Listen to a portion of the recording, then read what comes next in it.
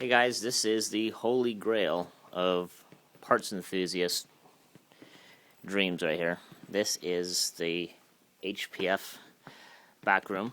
Hey, what are you doing back there? Just doing some You shopping. know, this is off limits area. Off limits area.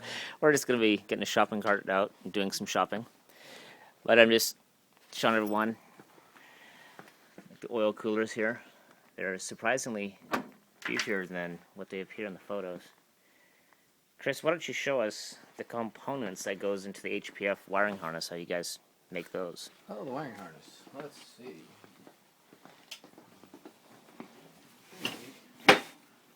Oh, here they are. Here's a wiring harness. And it is... We actually don't make these ourselves. We send them out to a company that makes wiring harnesses. And they do an amazing job. If you notice, every single connector is labeled. They're all... what we wanted to do is we wanted to make it so that when the customer gets our kit, that they just plug it in. And what better way to do that than to make, you know, different kinds of connectors so they're not going to get them confused, and then label them and make it all the right length, so there's no need to cut wires at all. And then use solid connections so that it's not, you know, these are, you notice they're weather resistant. Use braiding so that it's not going to melt the wires. And even a BMW connector. I mean, we run OEM BMW connectors in all of our kits. Is that the same wiring harness that you use from stage 1 to stage 4? It's the same wiring harness. Same wiring so it's harness. really nice. And you know, if you decide you don't want traction control right off the bat, well, your wiring harness comes with a traction control. So when you want it, then you just... Is this plug and play? You just plug it right in. And same thing with methanol. Methanol's all plug and play already. And So when I was wandering on your shop, there's components that I don't recognize from my car, and I don't know let if me it's show in you there. one more thing. Sure. This is an older harness. That's our older pin style. And one of the problems that we were having was these were falling out of EMSs, and we had to zip tie them in. So we came out with a new version that is old one. I wonder if these are all old style harnesses.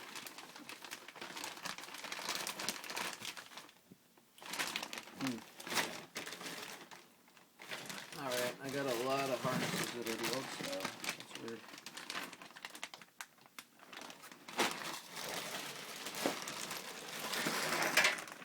Okay, well, our new style harnesses are somewhere else, apparently.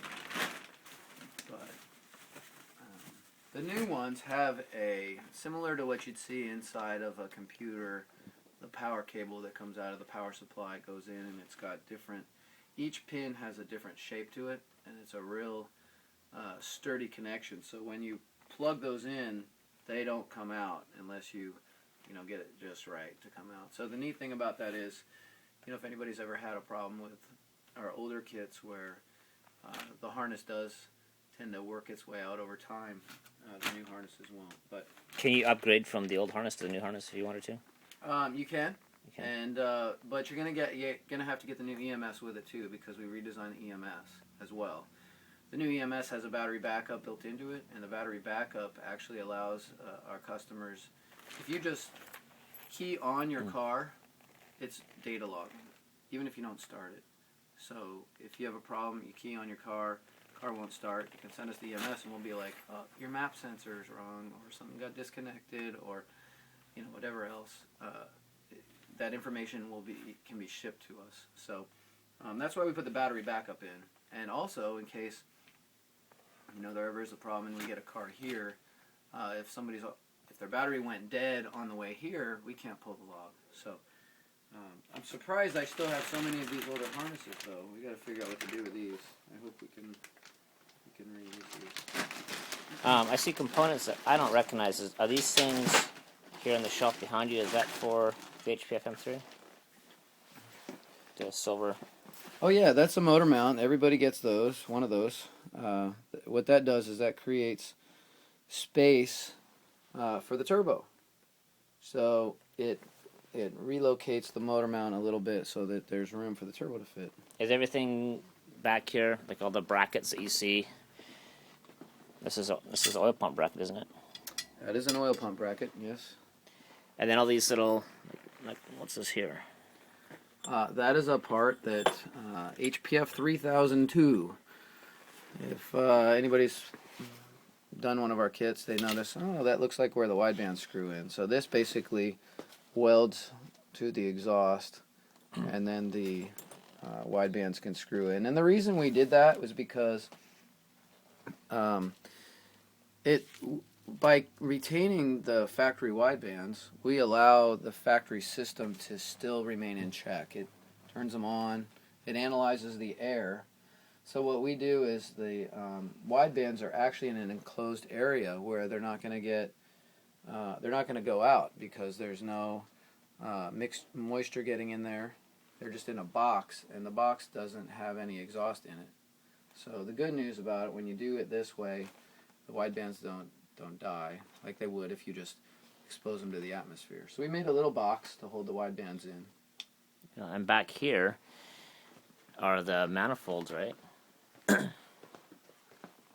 For the kit. Yeah, this is where the intake manifolds are, and of course, we have all the different styles of black wrinkle and polished, and a lot of people now are getting color matching to their paint, which we've been doing, which is really cool.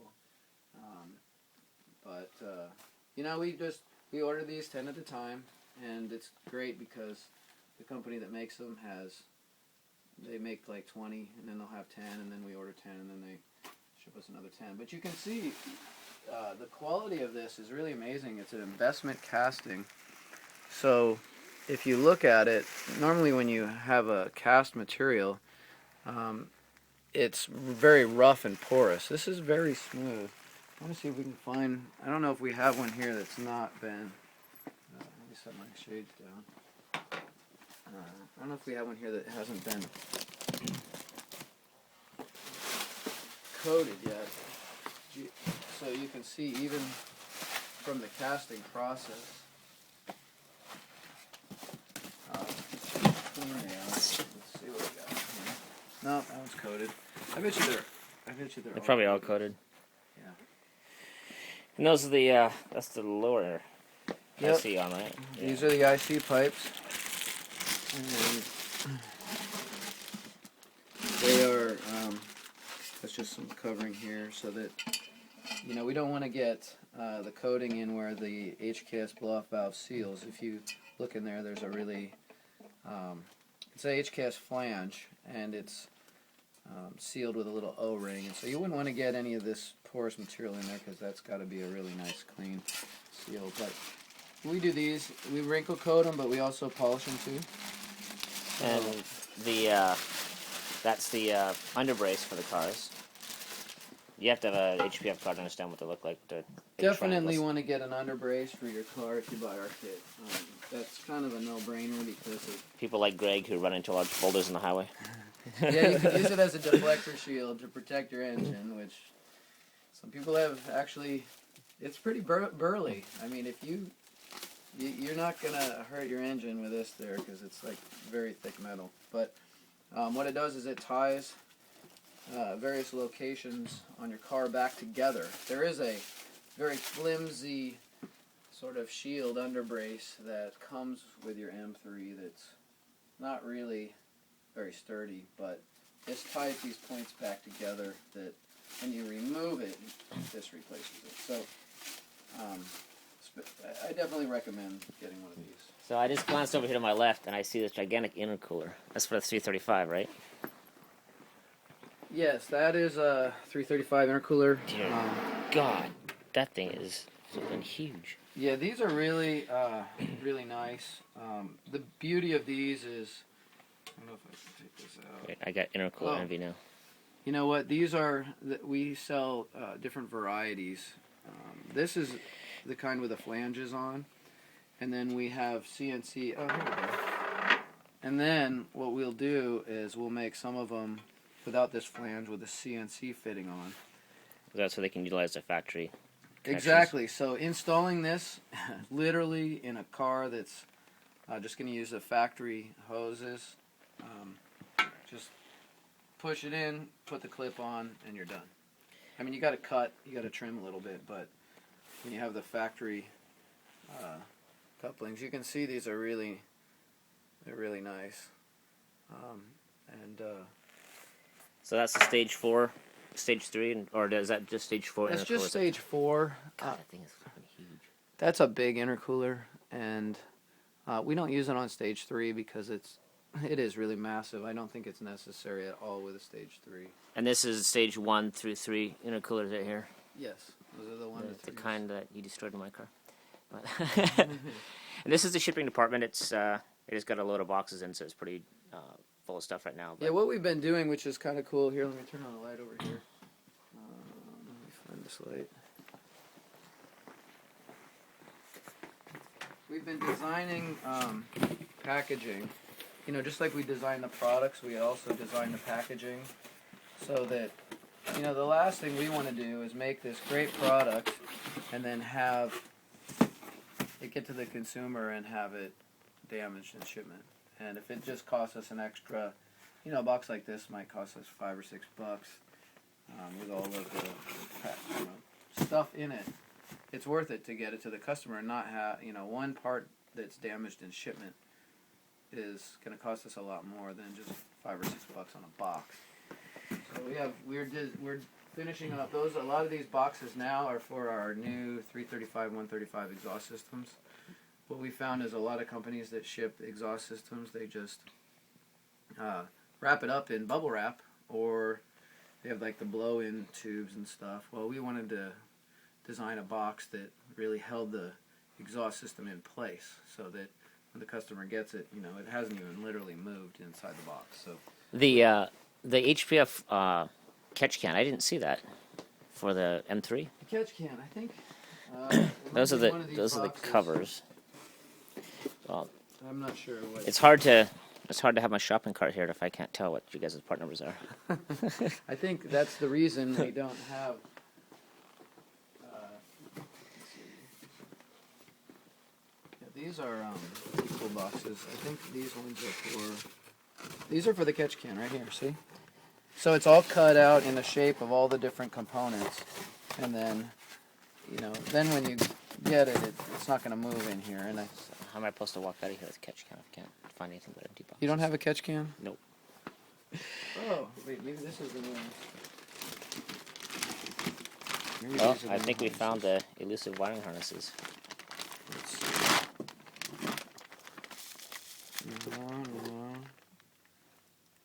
Where the heck is the connector for the EMS?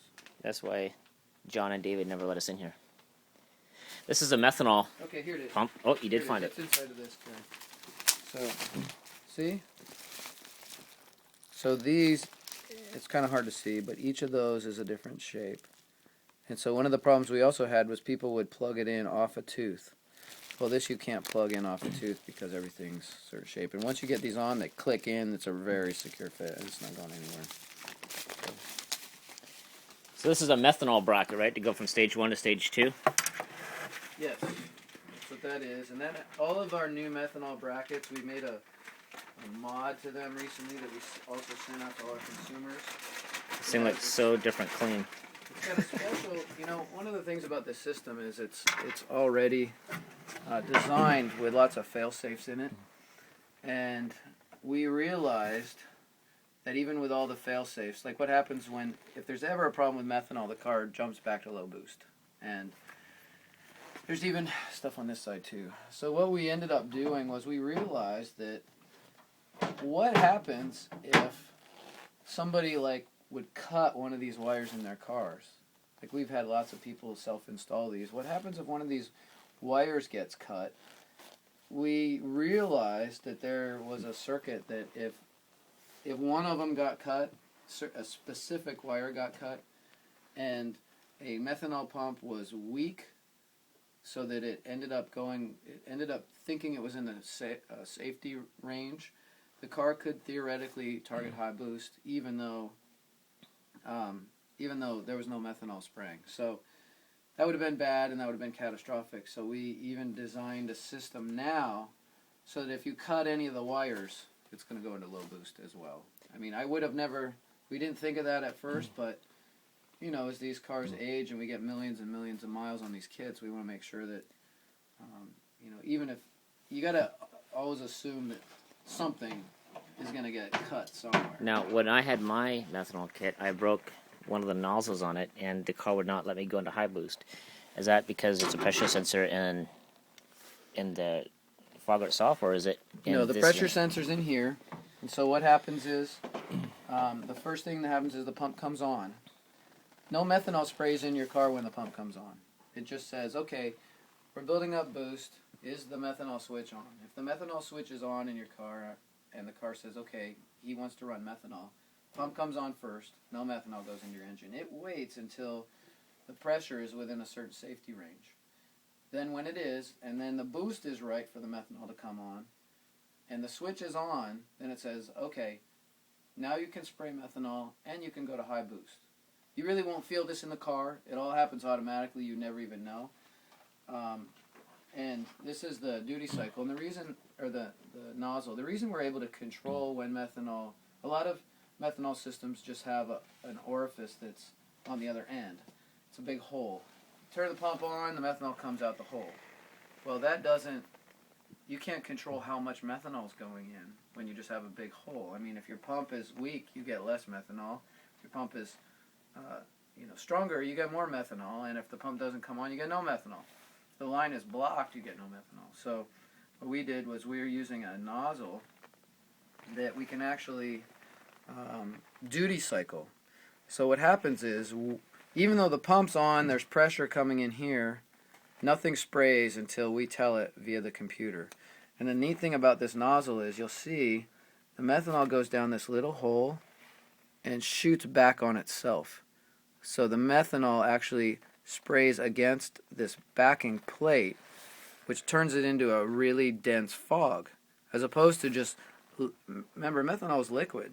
If you didn't have this, it would just kind of come out in liquid form, but when you sprayed it at 150 psi against, a flat surface, it just goes, psh, and this turns into a fog. So what we're able to do is we're able to control whether the methanol is spraying or not here, but we're also able to control the pump.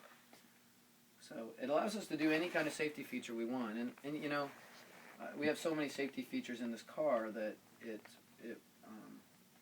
it's really helpful to our customers. And they, the worst complaint we get with methanol is that my car's not going into high boost and I'm sick of it.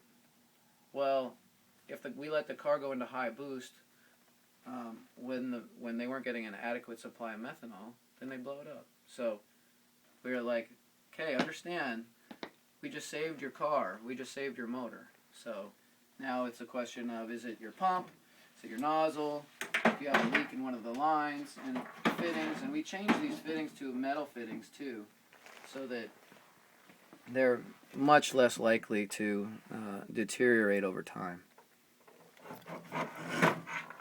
Back over here, I noticed you guys changed your carbon fiber intake from the one that I originally got. Oh, you're right. We had a bunch of these that would crack, and they crack right here down on this end, right where you put the clamp on, because it's right next to the turbo, and the turbo gets really hot. So we put the coupler on there, tighten the coupler down, and it would crack in here, and sometimes it would discolor in here. This is right where the reason this indentation is here is because that's where the turbo manifold is. So what we did was, instead of making these out of I think it was a 3-ply carbon, and then there was a resin coating, we went with a 4-ply dry carbon. So there is no resin on this, and it's very strong. I mean, I'll show you this. Come on over here. So it's super light. I mean, it's like it's so light that you'd be really surprised that I just stood on it, because it's like air, but But if I come over here, put on the scale, let's see how much this puppy weighs. Okay, see that says 0.00? I'm going to set this on here. So It's less than a pound. 0.6 pounds. I mean, if we made this out of aluminum, you know, even aluminum would be really heavy, but 0.6 pounds, and I can stand on it, and it's heat resistant, crush resistant. You know, that's a cool piece. So what this does is it allows us to get a lot more volume of air into the engine. Because if we made this out of metal, we wouldn't be able to make all of the curves so that it can still flow the same amount of air into the engine. This is really The thing nice. that I like about that is that you guys have gone so far as to, I mean, you look at the couplers that, you know, the receiver end of it. Yeah, if you look These at things are expensive. When I had my Supra, these things were ridiculously expensive. Yeah, you know, the thing about a coupler that's neat, how this one is, well, we can sort of see. Let me put this back on here. Yeah, I'll do it in a minute. The thing about these couplers that you can tell, see how thick this is? And if you look at these little white lines, these little white dashes, you can see how many plies it is. This is a 5-ply coupler. Now, what every ply that you put on here is going to give it more area to crimp down. So, if you notice when you have a turbo car and you're running some of the old intercoolers that companies sold, the hoses always pop off. So you're in the middle of a drag race, or you're on the street and you hear this pop and then no power. That's because the hoses would pop off. So what we did was we designed all of our couplers to run 5 plies. They don't come off. They just flat out don't come off, and it's a really nice tight fit. So Well, great, Chris. Thanks for sharing that info with us. now And your shopping cart is locked up. No. You are not allowed to come back here without supervision. So I appreciate that. Take care.